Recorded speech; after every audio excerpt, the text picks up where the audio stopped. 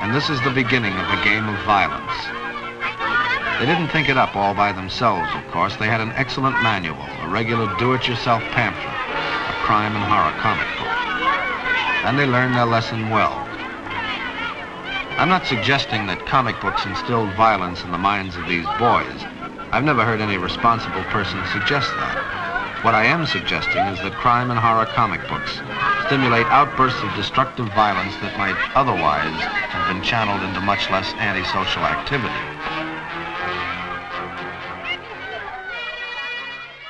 What attracts you to violence? How does violence, why does it attract people?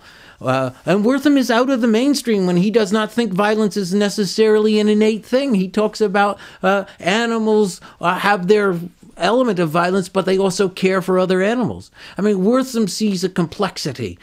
Those who have not read Seduction of the Innocent see it only as crime comics. And while there may be some overwrought rhetoric on crime comics in this, Wortham was trying to make a point that the powerful publishing industry, the comic book culture, the people did not want to hear about it. And he said comic books, media, the effects of media, he eventually goes on to television and movies, have a tremendous shaping power. And to ignore that and to say, only an individual, the kid who had the problem, he was intrinsic.